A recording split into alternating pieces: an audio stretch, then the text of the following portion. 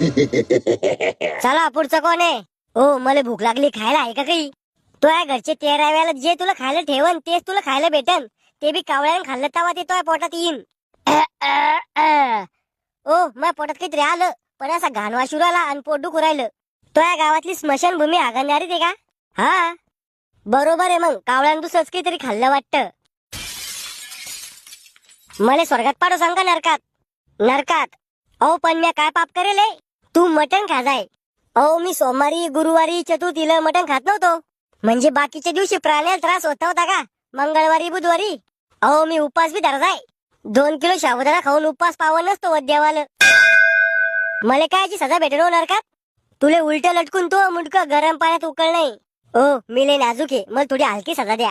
बर तो कातड सोलून तो डोळ्यात गरम गज घालतो. ओ काही घेऊन घेऊन सजा माफ नाही होणार का?